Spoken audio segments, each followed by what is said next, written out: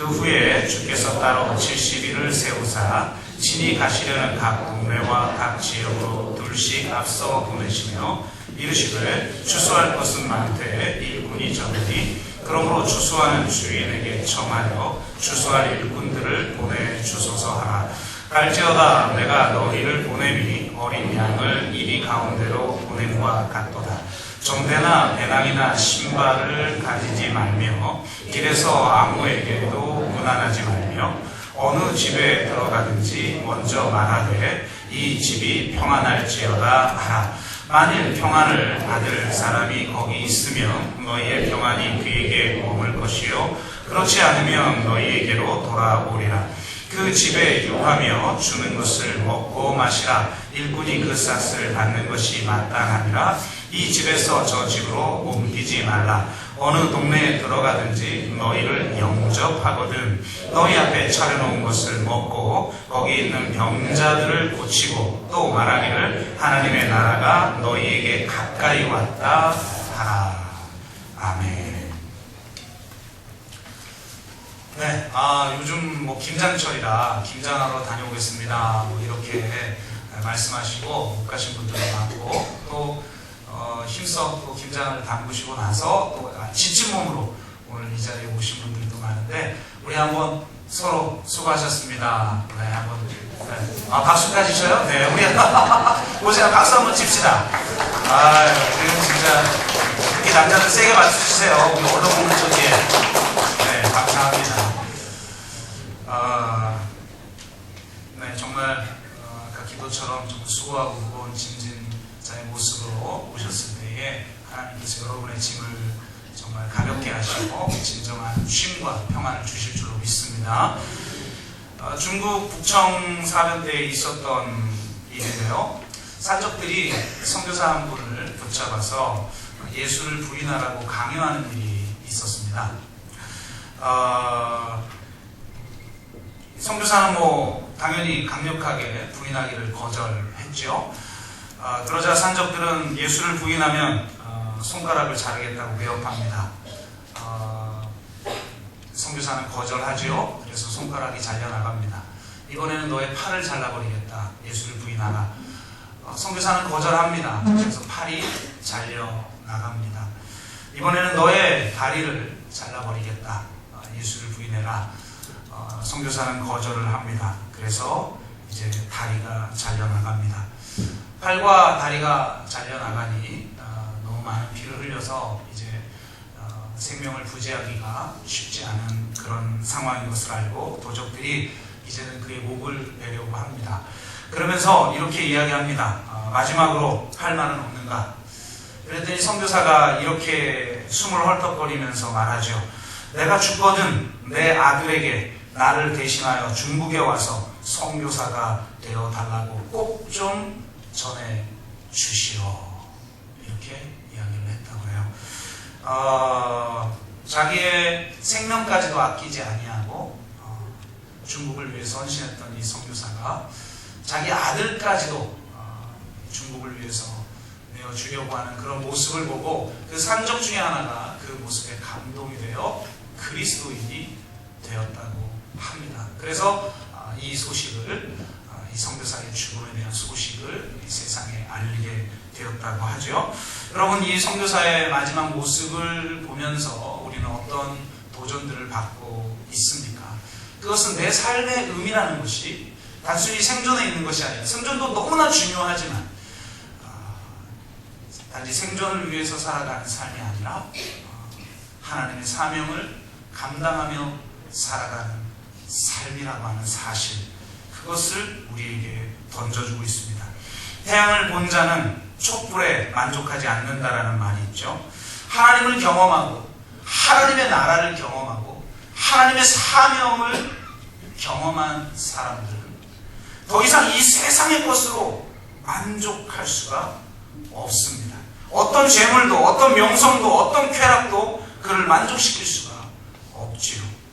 오직 하나님만이, 오직 하나님의 나라만이, 오직 하나님이 주신 사명을 감당하는 것만이 그를 만족시킬 수가 있는 것입니다. 그것이 바로 그리스도입니다. 저와 여러분의 삶이 이 이처럼 하나님의 사명을 감당하는 삶이 되시기를 주의 이름으로 축복합니다. 이 사명의 핵심에는 하나님의 나라가 있습니다. 오늘 본문도 보면 최종 결론이 뭐예요? 하나님의 나라가 너희에게 가까이 왔다 라는 말입니다. 예수님이 전하신 복음은 하나님 나라 복음입니다. 여러분, 하나님 나라 복음이 무슨 신학적 용어고 이게 아니에요. 성경에 그대로 나와 있는 용어죠. 예수님이 동네마다 복음을 증거하러 가실 때 그 동네에서 붙잡아요. 그러니까 예수님이 뭐라고 해요? 누가복음 4장에 보면 이렇게 말해요. 내가 이 마을뿐만 아니라 저 마을에도 하나님의 나라 복음을 전파하려 함이라. 그걸 위해 내가 왔다. 그러면서 뿌리치고 다른 동네로 선교 여행을 떠나시는 모습을 보죠. 하나님의 나라 복음이에요. 예수님의 복음은 하나님의 나라 복음이에요. 회개하라, 천국이 가까웠느니라. 여기서 가까웠다라는 것은 헬라어 용어로 임했다라는 말이에요. 그러니까 하나님 나라 복음을 예수님은 선포하셨던 것이고 그 하나님의 나라가 지금 여기에 임했다라고 선포하신 거예요. 하나님의 나라는 죽어서 가는 특정 장소라기보다는 하나님이 직접적으로 통치하시는 새로운 실제입니다. 온 세상과 삶의 전 영역에서 하나님의 통치가 실현되는 것이 바로 하나님의 나라입니다. 많은 분들이 하나님이 통치하지 않는 영역이 있는 것처럼 생각해요. 하나님이 종교만 통치한다고 생각해요. 그래서 교회 일만 하면 내가 하나님의 일을 다 했다라고 생각해요. 이건 완전히 성경을 오해한 거죠.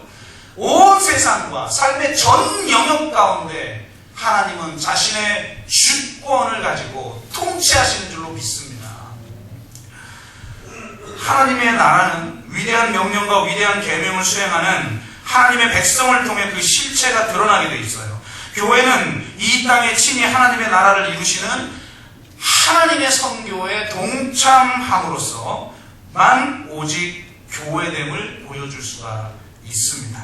따라서 교회는 하나님 나라의 복음을 선포하기 전에 먼저 하나님의 나라를 보여주어야 합니다. 오늘 본문도 이것을 분명하게 하고 있는데요. 오늘 본문은 예수님께서 70인 제자를 세우고 그들을 파송하는 대목이에요. 오늘 본문에 나타난 파송의 과정은 4단계로 이루어져 있어요. 5절, 6절에 나타난 첫 번째 단계는 평안을 구하는 거예요. 두 번째 7, 8절을 통해서 나타난 단계는 교제하는 것이고 9절을 통해 나타난 세 번째와 마지막 단계는 필요를 채우는 것과 복음을 선포하는 단계입니다. 예수님이 가르쳐 주신 선교적 교회로서 이 세상 한가운데 파송하며 우리가 해야 할 사명을 이루는 과정은 평안을 구하는 것, 교제를 가지는 것, 필요를 채우는 것, 그리고 마지막으로 복음을 선포하는 순으로 이루어져 있다는 거예요. 그런데 현대 교회는 이 앞에 세 단계는 생략해버리고 마지막 네 번째 단계로 건너뛰어서 하나님 나라 복음을 선포하는 일을 하고 있다는 거죠. 그런데 이 앞선 세 개의 단계를 생략한 채 마지막 하나님 나라 복음, 물론 하나님 나라 복음도 제대로 선포하지 않죠.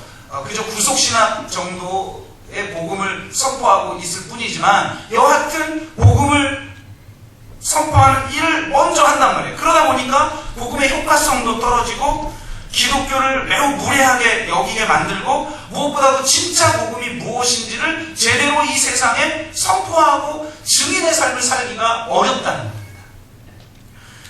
이것을 피하기 위해서 예수님이 전하시는 이 파송의 과정을 따라야 할 줄로 믿습니다.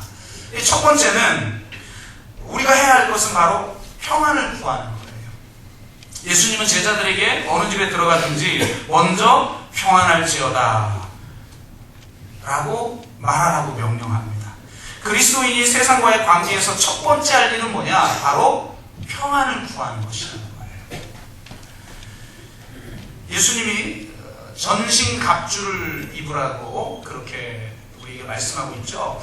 예를 들면 구원투구 이런 것처럼 그 중에 신발의 이름을 뭐라고 이야기하냐면 평안의 복음의 샬롬이다. 이렇게 얘기합니다.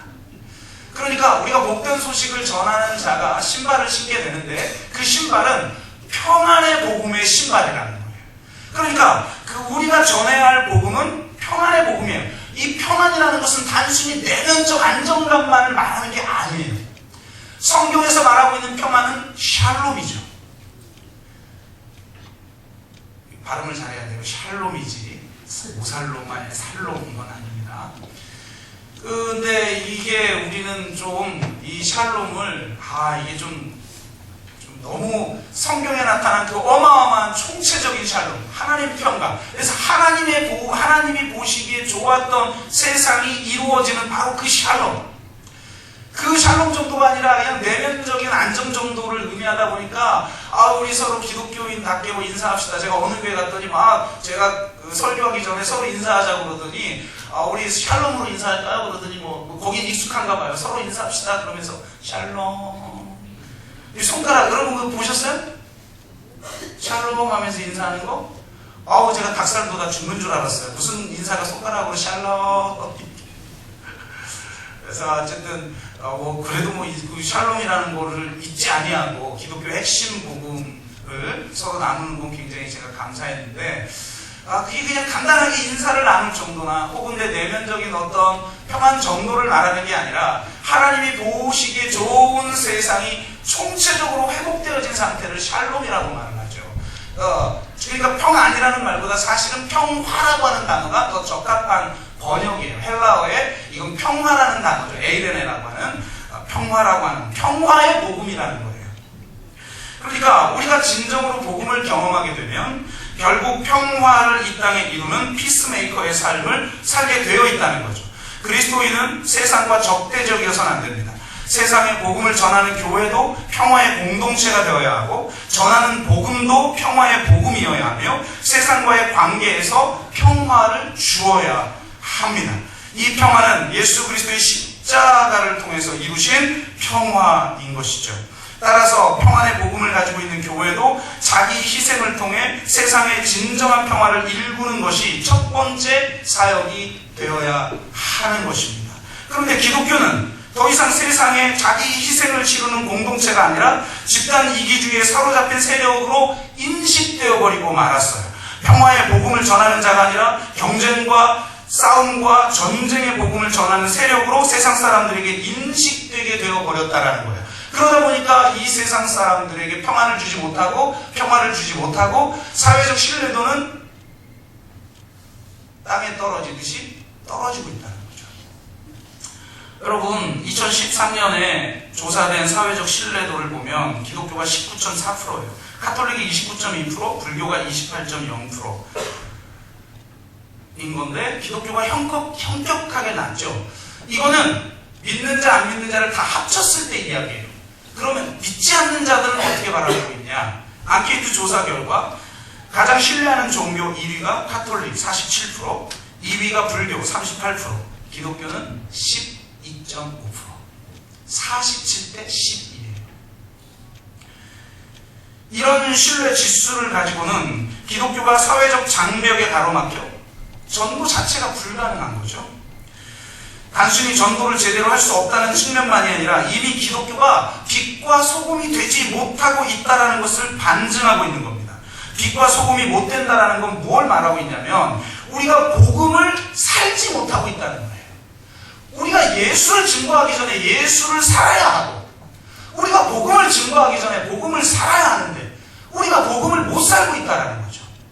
어쩌면 억울하죠? 우리 열심히 복음을 살려고 노력하는 것 같은데 그렇다면 우리가 알고 있는 복음이 뭔가 성경에서 말하고 있는 총체적인 복음하고는 거리가 있는 복음이거나 왜곡된 복음일 수 있다는 거예요. 이건 매우 우리에게 충격을 주고 있는 거죠. 과연 우리가 신앙생활을 하고 있는데 진짜 성경에서 말하는 신앙생활을 하고 있느냐라는 거예요. 가장 최근에 미국 시카고 대학 연구팀이 조사를 했어요. 5세에서 12세 어린이들을 모아서 하나의 실험을 했는데 독재자 게임이라는 실험을 했어요. 이건 아이들에게 가장 좋아하는 스티커를 애들에게 스티커가 최고의 보물인가 봐요. 그래서 이 10장을 선택하게 했대요.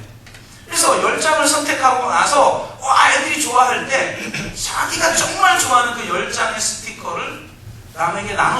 만큼 나눠주라.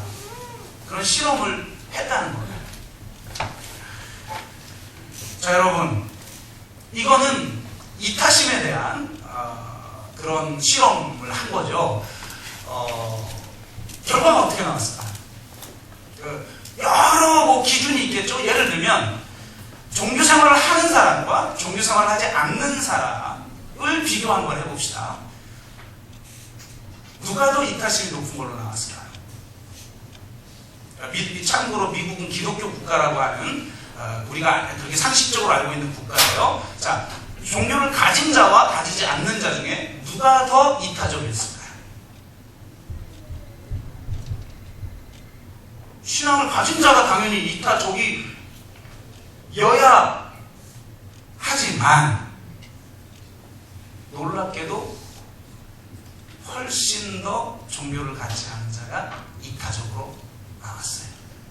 그것은 우리들이 아이들에게 가르치는 복음이, 우리들이 가지고 있는 복음이, 미국을 가장 많이 닮은 한국 교회가 선포하고 있는 복음이라는 게 실제로는 자기 욕망을 채우는 그런 복음일 수도 있다는 겁니다. 오직 자신의 안위, 오직 자신의 성공, 오직 자기 가족밖에 알지 못하는 기독교인으로 만들어버린 거죠.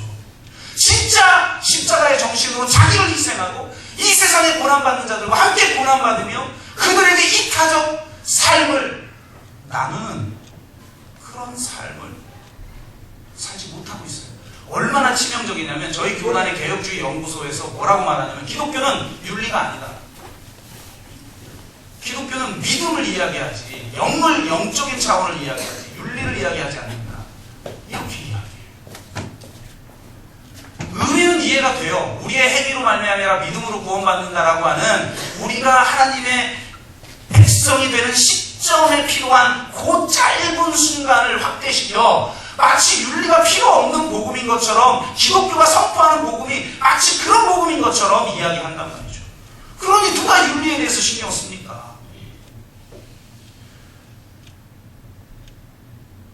참으로 안타까운 것이죠.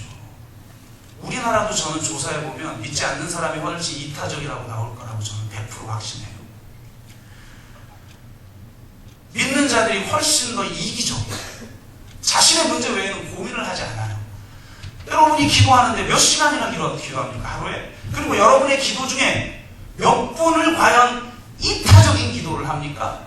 여러분의 기도 중에 몇 분을 과연 하나님의 나라를 위해서 기도합니까? 여러분의 고민 속에 몇 프로가 과연 하나님의 나라를 위한 고민입니까? 하나님은 하나님의 나라와 의를 구하라 그럼 나머지 책임질게 하는데 우리는 그 나머지만을 위해서 기도하고 있어요. 어제 로봇다리 세진이 어머니 오셨어요. 아유, 저희가 날짜를 잘못 정한 것 같아요. 정말 귀한 분 모셔놓고 아유, 너무 많이 적게 와가지고 제가 아주 부끄러워 죽는 줄 알았어요.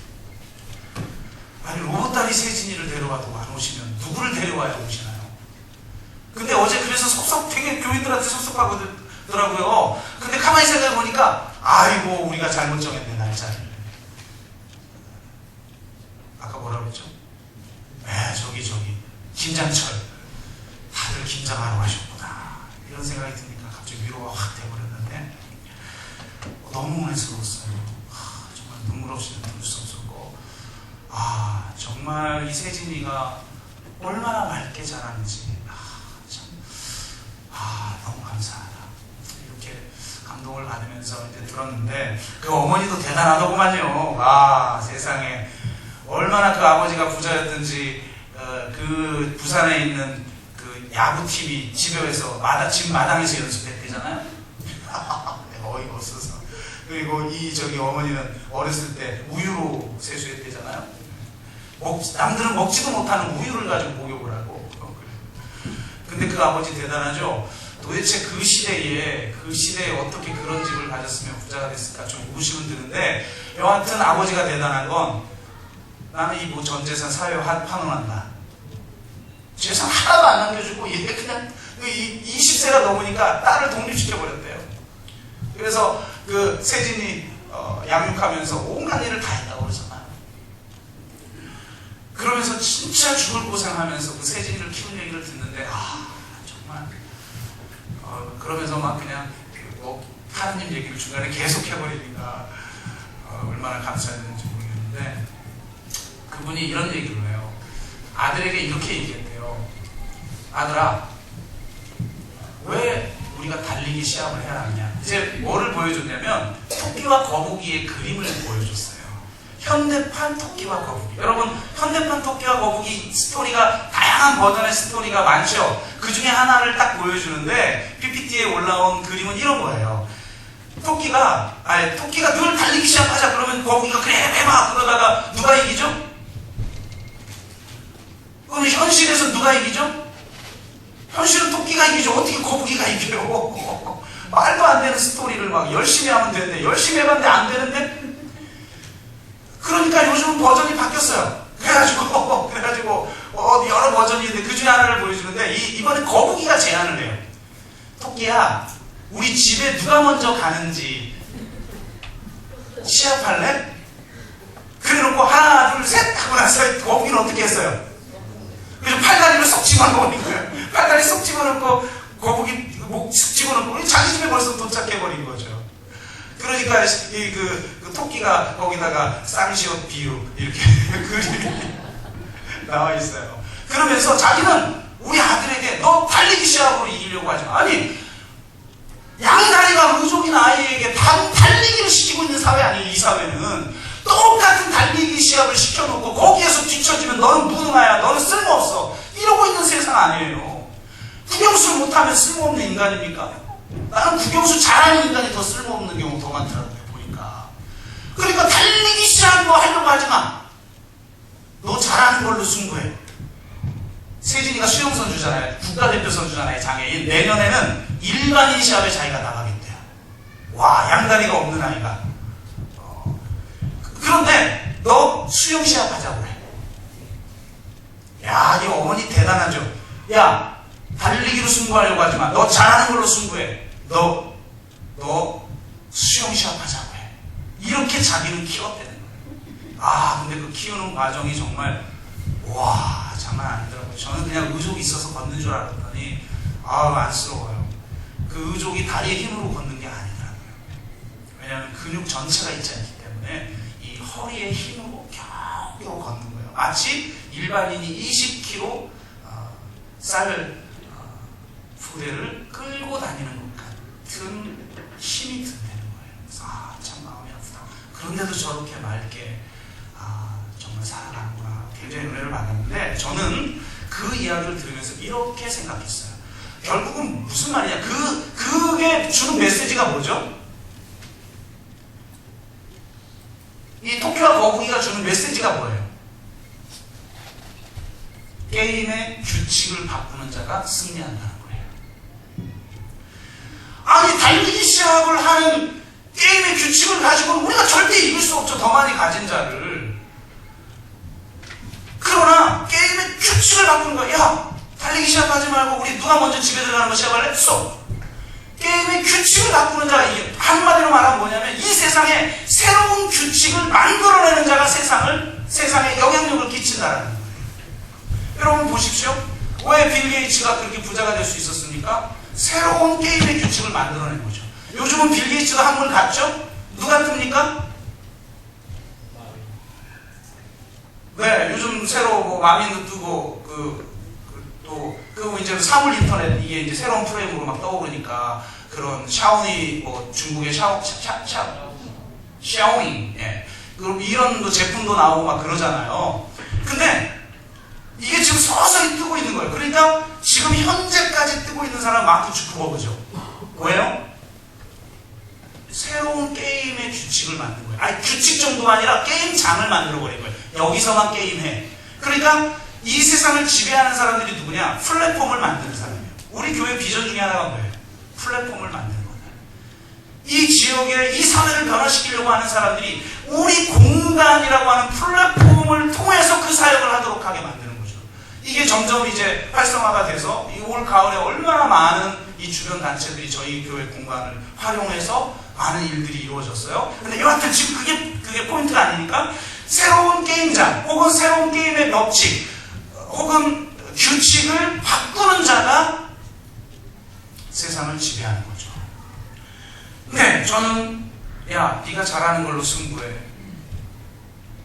수영으로 승부해. 그렇게 지금 아이를 가르치고 있는데 저는 이건 기독교의 게임의 규칙이 아니라고 생각해요. 기독교의 게임의 규칙은 네가 잘하는 걸로 승부해서 성공해가 아니에요. 기독교의 게임의 규칙은 평안의 복음의 규칙이에요. 서로 돕고 자기를 비워내고 자기를 내어주고 상대를 세워주고 협동하고 더불어 하나가 돼서 새로운 세상을 만드는 거죠. 그러니까 우리가 가지고 있는 것은 내가 잘하는 걸로, 긍정적인 걸로, 장점으로, 내 은사로 승부해서 성공해라고 하는 메시지가 되어버렸다는 거예요. 한국교회 메시지가. 진짜 중요한 것은 그렇게 다리가 없는 아이가 자기 혼자 피 터지게 노력을 해서 그 노력하는 동영상을 보니까 세상에 다리도 없는 애가 거꾸로 저기 뭐예요? 저 물구나무 서가지고 100개씩 팔굽혀펴기를 하더라고요. 걔가 그렇게 해서 살아남지 않으면 안 되는 사회가 아니라, 그러지 않아도 그 아이의 그 모습 그대로 서로 돕고 서로 살아갈 수 있는 사회를 만들어야죠. 왜 그 아이가 그토록 그 같은 독한 엄마를 만나지 않는 한 이 세상에서 살아남을 수 없는 사회를 만들어서 되냔 말이에요, 여러분. 근데 우리는 똑같이 이 세상의 가치를 본받아서 내 자식이 열심히 익스펙 쌓게 하고 경쟁에서 승리하게 하고 그걸 위해서 막 밤새 기도하고, 그거는 이 세상의 게임의 규칙이에요. 하나님 나라의 게임의 규칙은 평안의, 화평의, 평화의 규칙인 줄로 믿습니다. 기독교가 그것을 보여줘야 돼요. 그것으로 세상에 나아가야 하고, 그런 평화의 복음을 이 세상에 증거해야 해요. 지금은 한 교회가 열심히 뛰어서 대형 교회를 세우는 것보다 중요한 것이 교회에 대한 새로운 프레임, 새로운 게임의 규칙을 만들어내고 그 새로운 게임의 규칙이 진정으로 하나님 나라의 복음에 합당한 것임을 증명해내는 새로운 모델을 만들어내는 게 더 중요하단 말이에요. 지금은 우리 교회가 이렇게 한 교회에 불과하지만 만약 이런 프레임으로 바뀌어서 모든 교회들이 이 지역사회를 섬긴다고 항상 생각을 해보시란 말이에요. 믿지 말라고 해도 올걸요? 그러므로 먼저 평화를 빌어야 합니다. 화평을 이 땅에 이루어야 합니다. 기독교가 그런 공동체가 되어야 합니다. 두 번째는 교제를 하는 거예요. 7절에서 예수님은 그 집에 유하며 주는 것을 먹고 마시라고 말씀하셔요. 이건 굉장히 중요하죠. 먼저 교제하라는 거예요. 먹고 마시라는 거예요. 먹고 마시며 교제하고 관계를 세우지도 않으면서 전혀 낯선 사람이 와서 예수 믿고 천국 가세요, 당신 지옥 가요, 그렇게 말을 할 때 과연 누가 기쁜 마음으로 그걸 받아들이겠냔 말이에요. 그게 옛날 같은 경우 교회라는 존재가 이미 이 사회보다 앞선 문화를 가지고 있고 앞선 윤리를 가지고 있다고 온 사회가 인정하고 있던 때에 그렇게 했을 때 그게 효과가 있었을지 몰라도, 지금처럼 도리어 사회가 더 앞서는 그런 때에 우리가 성경에 나와 있는 진정한 하나님 나라 복음의 실체를 보여주지도 못하면서 그들과 교제하고 그들과 떡을 나누고 하지도 않으면서 제4단계로 건너뛰어가지고 어떻게 우리가 복음을 증거할 수 있겠냔 말입니다. 먼저 그들과 교제해야 합니다. 떡을 떼야 합니다.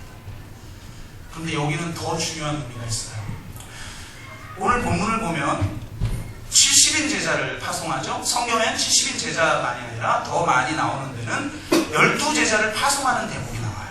근데 이 12제자를 파송하는 대목을 쭉 읽어보면 공통점이 있는데, 전대나 금이나 은이나 동을 가지고 다니지 말고, 여행을 위하여 배낭도 가지고 다니지 말고, 두벌 옷이나 실이나 지팡이를 가지고 가지 말라. 마태복음 10장에 나오죠.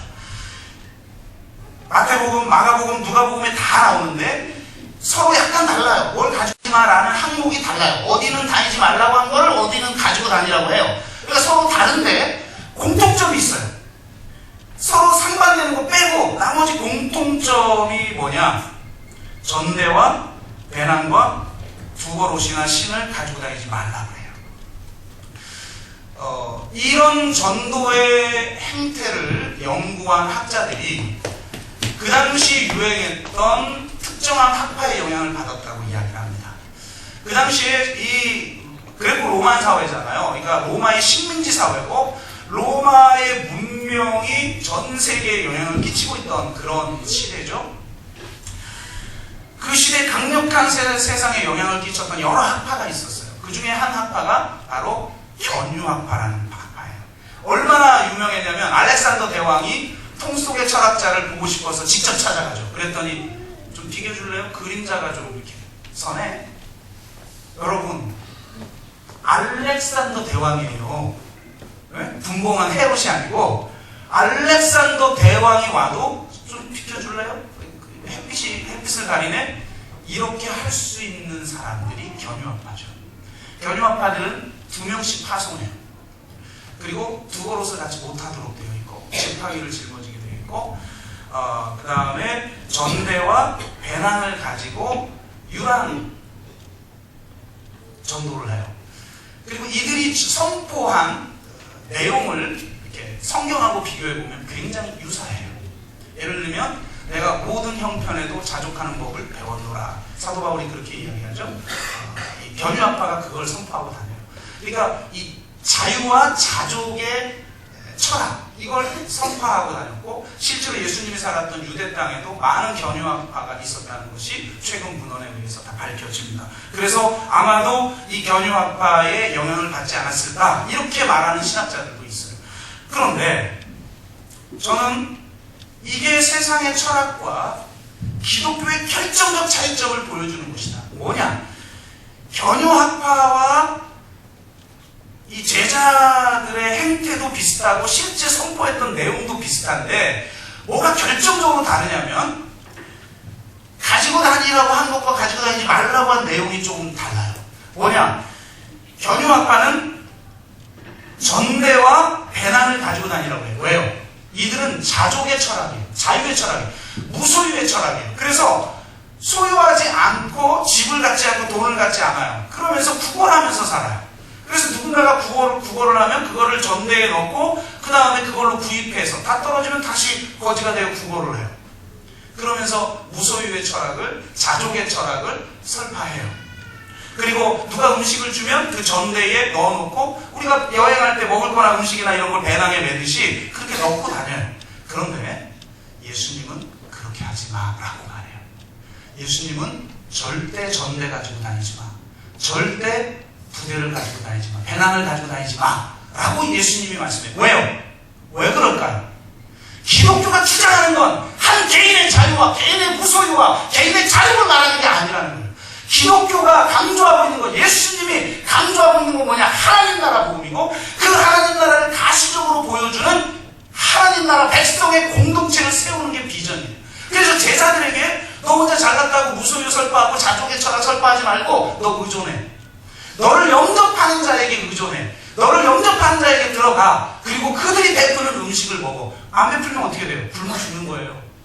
그러나 너희를 책임질게. 들어가서 더불어 먹으라고 말해요. 이것은 예수님이 공생의 기간 동안 하셨던 일하고 동일한 일이죠.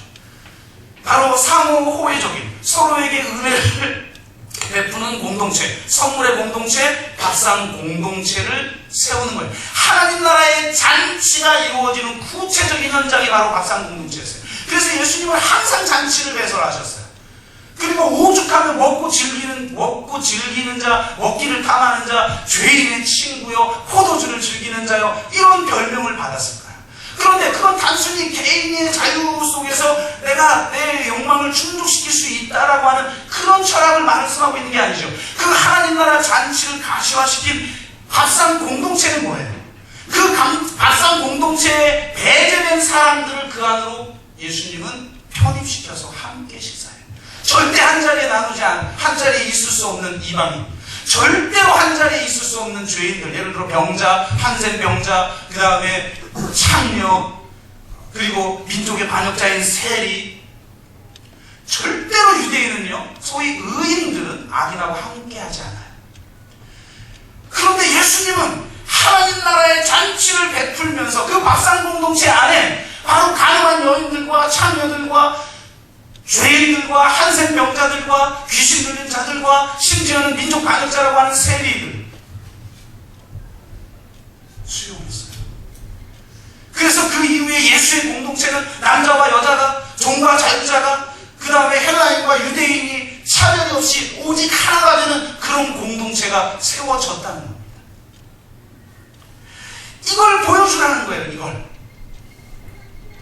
이 세상 사람들이 배제하고 있는 상처받은 사람들, 소외된 사람들, 아픈 사람들, 죄인 취급받고 있는 그런 사람들을 네가 부모, 하나님 나라 잔치가 이루어지는 밥상 공동체를 만들라는 거예요.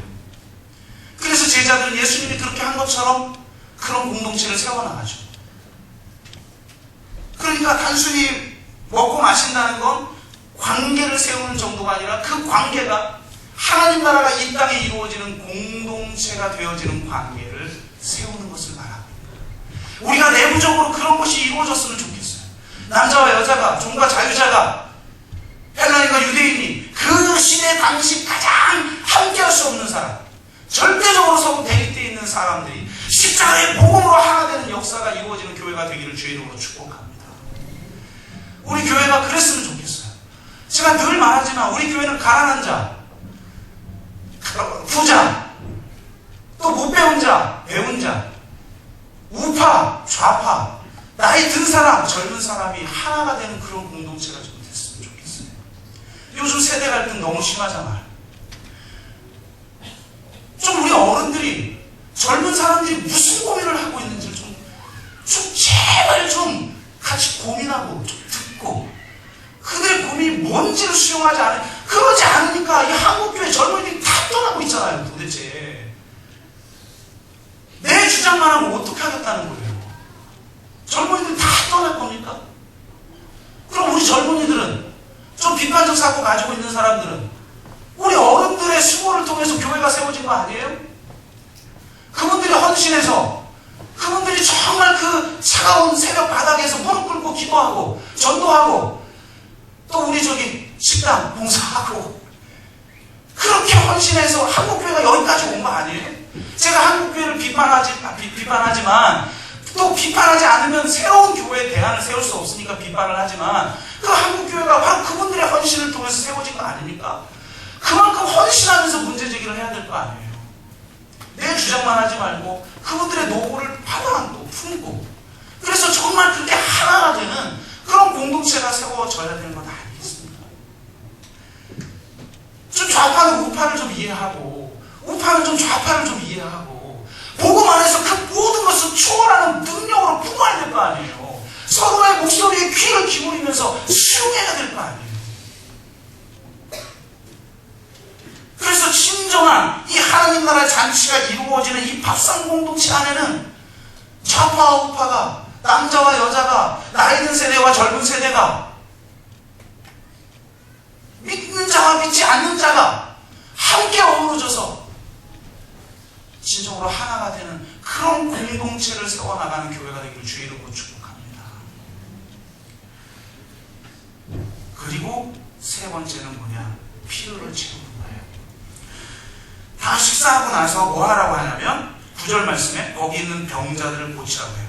우리가 관계를 맺기 시작하면요, 그 관계를 맺고 있는 대상의 필요를 알아요. 기독교는 세상하고 관계를 맺지 않아요. 그러니까 세상의 필요가 뭔지를 몰라. 그러면서 어떻게 우리가 하나님 나라 복음을 증거하냔 말이에요. 세상이 뭘 필요로 하는지 모르는데, 나와 이웃이 뭘 필요하고 있는지 모르는데, 귀신 들린지도 모르는데 어떻게 귀신을 내어쫓고, 병든지도 모르는데 어떻게 병자를 내어쫓는데 병자를 고쳐요. 관계 맺고 하나님 나라 백성의 공동체를 또 확대시켜 나가는 과정 속에서 그들 속에 있는 깊은 아픔, 그들 속에 있는 깊은 필요, 그것들에 반응하는 거 아닙니까, 기독교?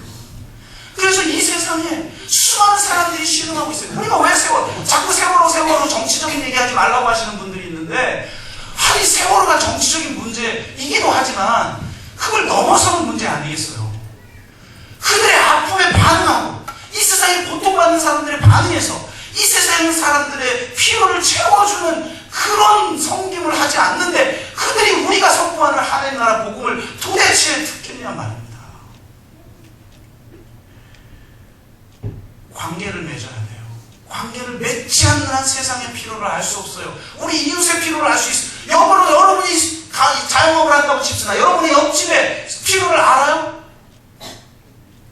여러분이 지금 이 봉담에 사는데 이 봉담의 필요를 알아요? 알지도 못하면서 어떻게 하나님 나라 복음을 증거합니까? 그러니까 필요를 채워줘요. 아픈 영혼들을 감싸줘야 해요. 그들과 함께 눈물을 흘려야 되는 거예요. 제발 이걸 6년 동안 이야기했는데 아직도 그런 거에 대해서 문제제기를 하면 어떡합니까?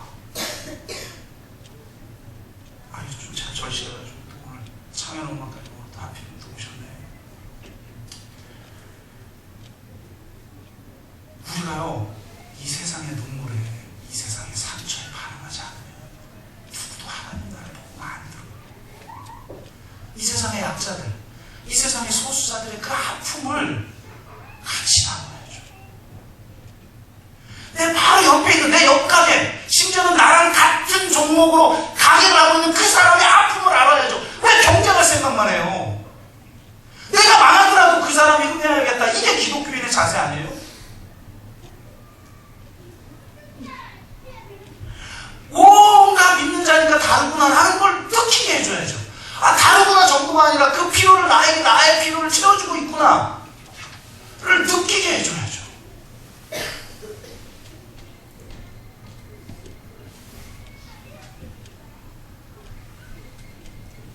일대일의 관계 속에서 우리의 이웃들의 필요를 채우고 공동체와 공동체의 관계 속에서 그들의 필요를 채우고 또 공동체와 지역의 관계 속에서 그들의 필요를 채워줘야 해요.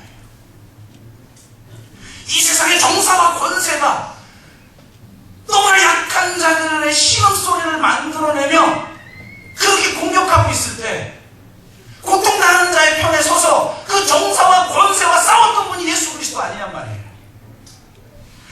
병자들을 고쳐야죠. 악한 영에 사로잡힌 자들을 고쳐야죠. 악한 영을 내어 쫓아야죠. 우리가 세상하고 닮아가고 세상 사람들보다 더 이기적이어서 어떻게 하나님 나라 복음을 증거한단 말입니까?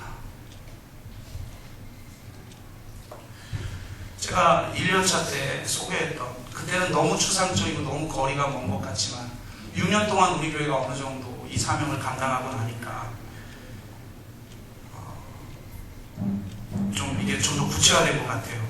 제가 북촌 이야기를 한번 소개한 적이 있는데요.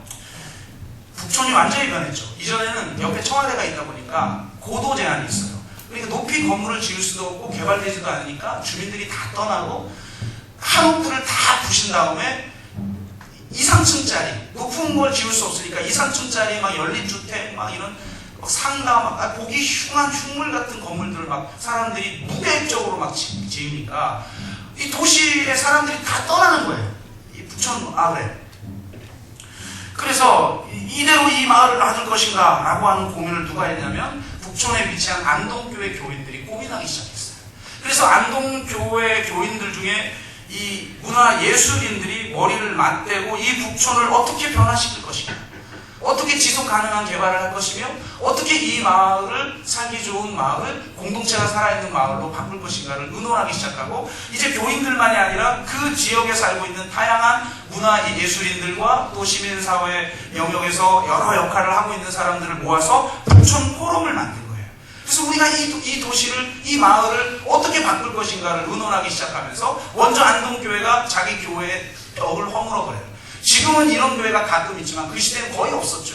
아예 벽을 다 허물어버리고 오픈을 하고 그 이제 기와집으로 지어진 공간이잖아요. 안동교회 공간이. 그래서 그 공간에 소거당이라는 곳을 주민을 위해 개방을 해버려요. 그래서 이 기와집을 개조해서 기와지붕은 그대로 있는데 그 안은 카페로 바꾼 거예요. 그래서 사람들이, 믿지 않는 사람들이 교회에 오기 시작하는 거예요. 그러면서 교회와 자동적으로 소통이 되기 시작하면서 그 세상과 소통하는 이 교회와 함께 이 지역을 변화시키려고 하는 그 많은 사람들이 뜻을 같이 하기 시작하면서 이제 그 마을이 바뀌기 시작해요. 그러면서 이 한옥을 부수고 막 건물을 짓던 사람들이 이제 그 한옥을 살려서 어떻게 하면 이 마을 공동체를 살리고 또 많은 사람들이 찾는 마을로 변화시킬 것인가에 대한 다양한 대안들을 가지고 실험을 해봐요. 문화 지도를 만들어서 사람들에게 나눠주고 그 지도를 보고 이 북촌을 찾아오도록 하기 시작하자 많은 사람들이 서서히 몰려오기 시작해요. 그러자 서울시가 이 북촌하고 조례를 만들어서 한옥을 유지한 채 문화시설과 공간과 게스트하우스와 혹은 뭐 수리를 할 경우나 이럴 때 몇천만 원씩 지원하는 조례를 만들어버려요. 그러니까 시의 지원을 받아서 그 마을을 바꾸기 시작하는 거예요. 그래서 지금과 같은 북촌이 된 거죠. 지금 북촌 가보세요. 저희 순장님들하고 한번 북촌 놀러 갔거든요. 난리가 났어요. 막 너무 좋아가지고. 근데 멋있는 옷도 많은데 옷은 차마 뭐 안 맞으니까 전부 이거 뭐죠? 워플러 사더라고. 그냥 목만 두르면 되니까. 그런 마을의 변화를 누가 만들었느냐? 누가 주축이 돼서 만들었느냐? 교회가. 그럼 그런 교회를 누가 거부합니까? 그러니까 당연히 그 지역 사람들이 교회를 칭찬하기 시작하고 교회에 등록하기 시작하고 그런 역사가 일어나지요. 저는 더불어서 동산교회가 그런 역할을 화성 봉담에서 하기를 바랍니다. 이 더불어서 동산교회를 통해서 이 봉담이 변화되어지는 역사가 일어나길 원합니다. 떠나는 봉담이 아니라 찾아오는 봉담, 심지어 방문하는 그런 봉담이 되기를 주의 이름으로 축복합니다. 저희 교회 공간만 해도 그렇잖아요. 지난주에 깜짝 놀랐어요. 한 분이 머리 희끈희끈 한 분이 오셔가지고 상당히 많이 본 분인데 제가 요즘 눈이 이제 찜찜해져서 그분인가 그런데 설마 주일인데 오셨을까 하고 끝나고 나가는데 인사를 그분이 하시는 거예요. 깜짝 놀랐어요. 유명한 목사님이거든요. 국수교회라고. 그 양평에 멋있게 예배장 치는 데 있어요. 공연장처럼 여러분처럼 이렇게 앞을 보지 않고 원형 경기장처럼 휙 둘러져 있어요. 교회가. 그래서 상시적으로 문화 행사가 있고 막 공연이 있고 유명해요. 그분한테 그분의 고민을 최근에 들었어요. 그분이 저희 교회 와서 막 그러더라고요. 최근 3년 사이에 너무 교회가 유명해지니까 200명이 와버렸대요. 공동체가 해체되버린 이 위기라고 생각했대요. 부흥이 위기구나. 그동안 그렇게 하나님 나라 공동체로 세워나갔던 게 무너져서 200명이 막 3년 내에 와버리니까 자기도 교인이 누군지 모르겠대요. 이게 교회인가? 지금 심각한 고민을 하고 있는 차에 제가 어떤 강의를 하는 자리에 그분이 들으시고 저희 교회를 방문한 거예요. 주일날 그것도. 깜짝 놀란 거죠. 여러분, 더불어서 동산교회를 통해 그리고 우리 교회만이 아니라 이 지역에 있는 교회들이 모두가 깨어나서 함께 연합하고 진짜 공교회성을 회복하여서 이 지역을 왜 함께 변화시키는데 이 지역이 변화되어지면 세상 사람들이 봉담을 견합을 줄로 믿습니다. 별로 그러고 싶지 않은 모양이에요. 뭔 남을 이렇게 잡아요. 불가능할 것 같아요? 불가능해야 꿈이죠. 가능하면 꿈이 아니고 그냥 바람이지. 하나님이 그런 꿈을 우리에게 주시어요.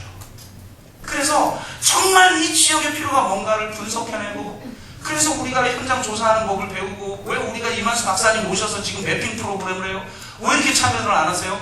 그 매핑 프로그램이 최첨단의 프로그램이에요. 지금 이번에 화성이 12월 달에 불러요. 하고 잠깐 몇 시간 하는데 500만 원 주고 그런 걸 저희가 공짜로 지금 공짜는 아니죠. 화성의제에서 냈으니까 그렇게 해가지고 지금 우리가 뭘 하려고 그래요? 이 지역의 필요가 뭔지를 조사해서 매핑으로 나타내고 한눈에 봐서 그렇게 지역을 변화시키는 성김의 사역을 하려고 하는 것 아니겠어요?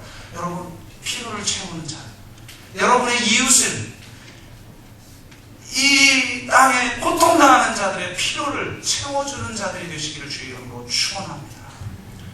결론을 맺으면서 마지막 말씀을 전합니다. 마지막은 뭡니까?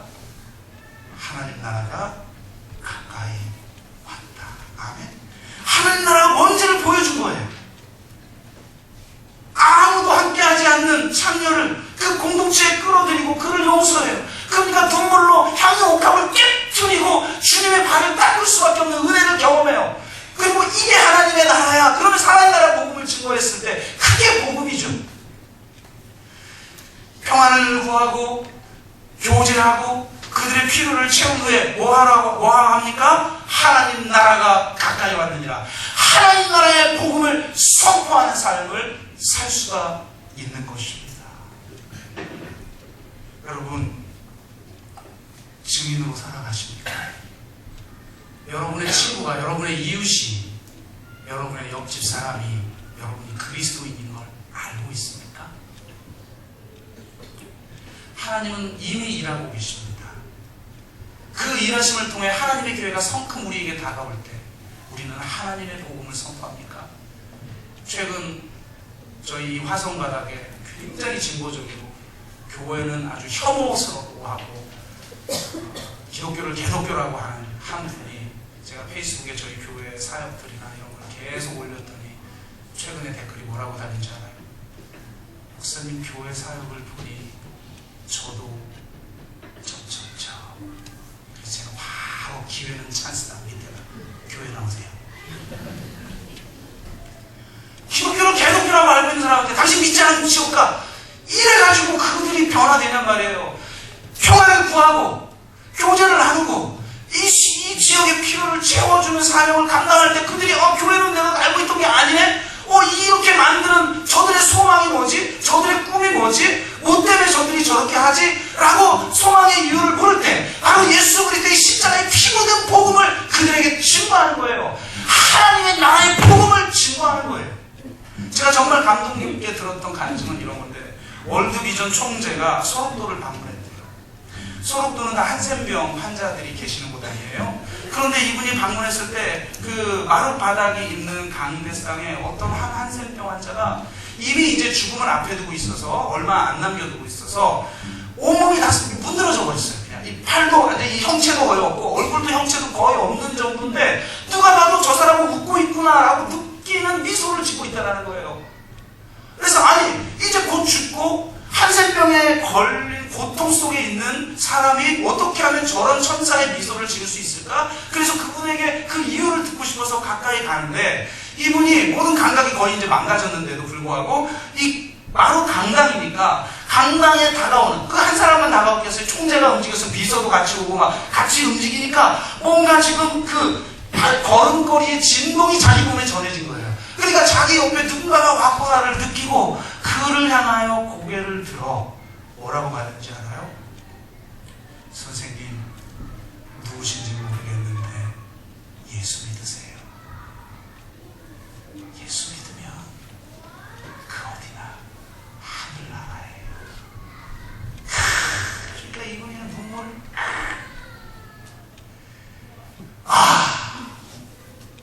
예수 안에 하나님의 나라가 있구나. 그 하나님 나라를 보여주시기 위해 예수님이 십자가에 달려 죽으셨구나. 그거를 느끼고 이 상황에서도 저 미소가 나타나고 그 걸음걸이의 진동을 느끼고 예수 믿으라고 말을 할 수 있었던 사람의 마인드를 우리가 가져야 된다는 거죠. 하나님이 이미 일하고 계십니다. 하나님의 기회로 진동으로 우리에게 알려주시는데, 그때 여러분은 하나님 나라 복음을 증거할 만한 자격을 갖추고 계십니까? 그 자세가 되어 있습니까? 그 기회를 놓치지 않고 하나님 나라의 복음을 증거하고 계십니까? 그것을 할 수 있는 저와 여러분 되시기를 주의 이름으로 축복합니다. 우리 한번 기도합시다.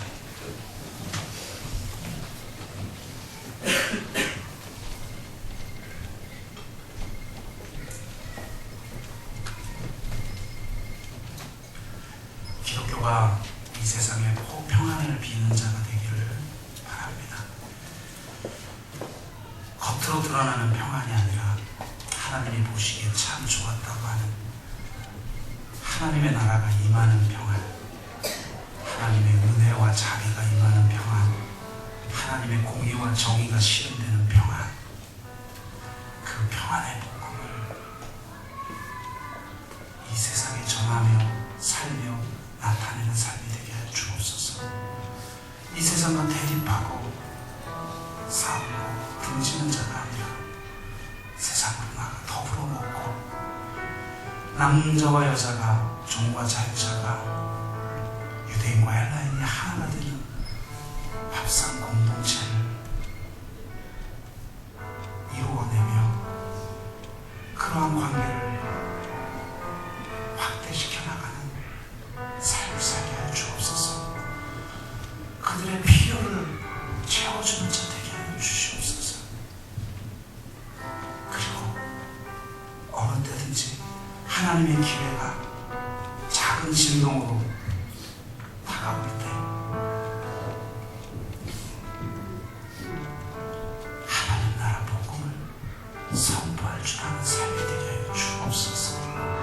그렇게 한번 우리가 같이 기도하겠습니다. 같이 기도합니다. 하나님,